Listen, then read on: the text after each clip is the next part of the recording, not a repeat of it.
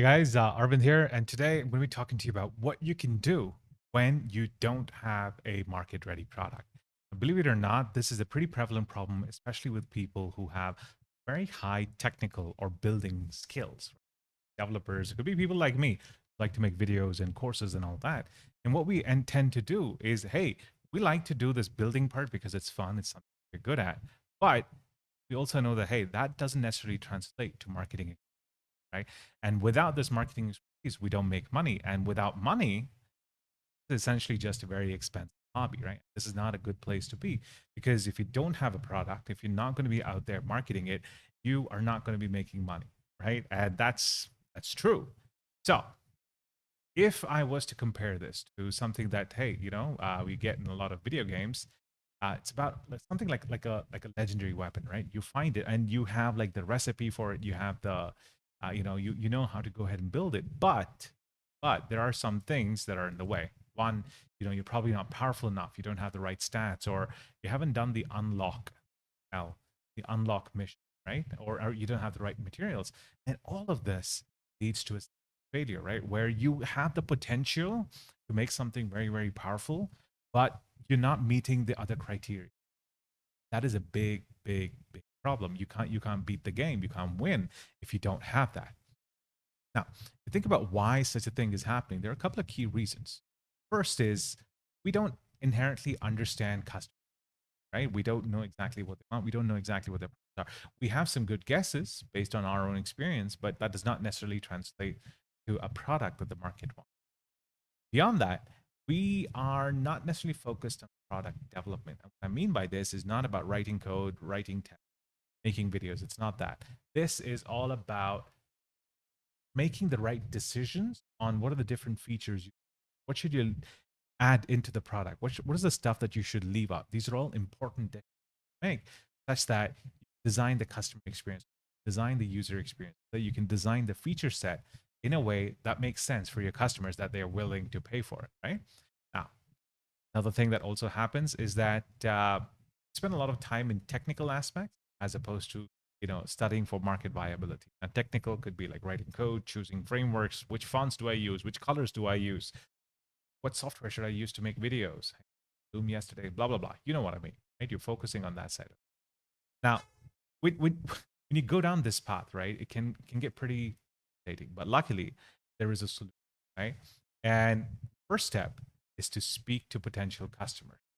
This is one of the smartest things that you can do. It's also one of the easiest things to do, but it's also one of the things that has the highest level of resistance because this requires us to change our current behavior. And there's a lot of, there's like a hump of activation energy that we need to get over before we can do it. And getting there is not that difficult.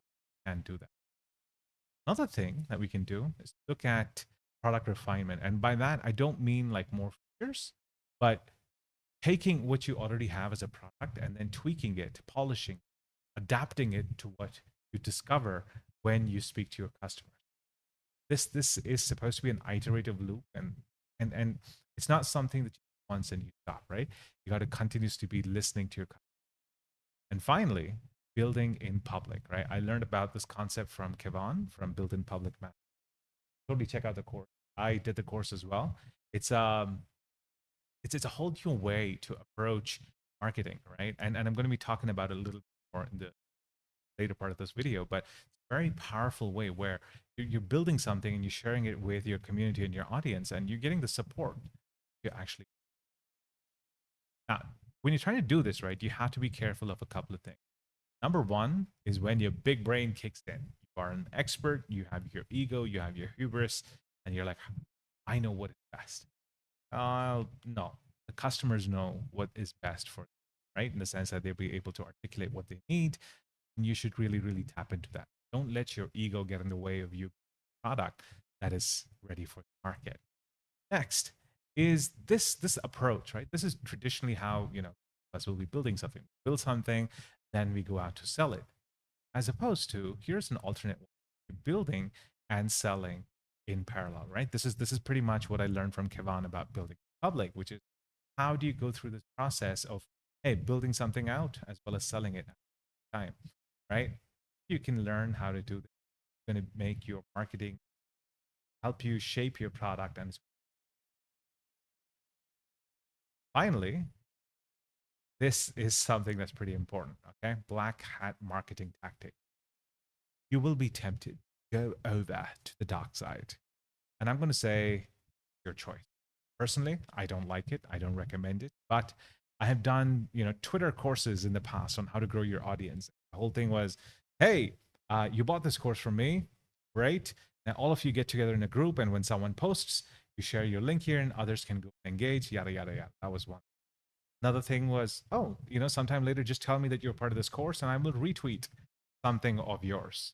I was like, what? And I fell for it. I did it. I was a part of these engagement cabals in the back in the day, and I found that hey, that wasn't the right thing. Then I discovered this whole ghostwriting community that would create something, and then they would say, hey, you know what? I will $1,000 a month. You know where that money goes? That money goes in paying others to retweet. That's good for distribution, I guess, but I wouldn't do it. Right? I would rather have targeted people who are interested in what I have to do so that I can sell stuff later to them. And it's beyond that. It's about being authentic. It's about me being me and not using these sort of tactics. But I'm not here to preach and say, hey, don't do this, right? That's your call, man. All I'm saying that such a thing would exist. I would recommend that you don't do it. That's your call in the end. Now, going down this process, build your market ready product. Number one, get some marketing support. Okay.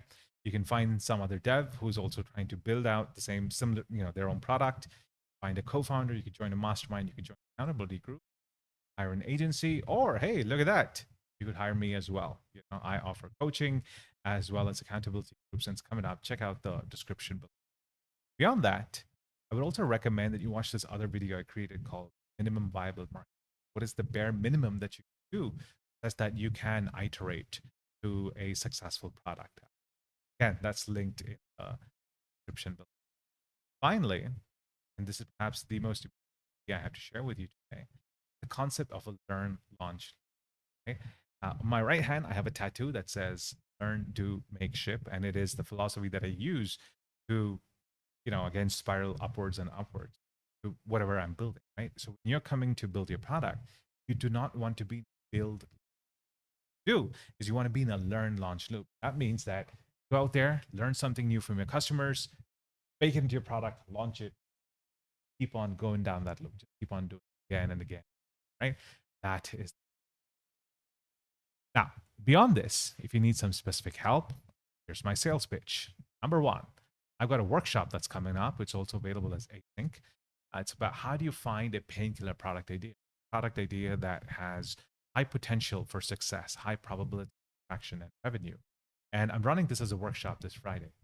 It'll be available as async video sometime in the future. So check out the link in the description, and that should take you to that product. Beyond that, if you want some more personalized help, I also again, link for that is below. And whatever you need, leave a comment below and questions and make them into videos. That's all I have for you today on how you can find a painkiller product idea, essentially build out a product ready for the market.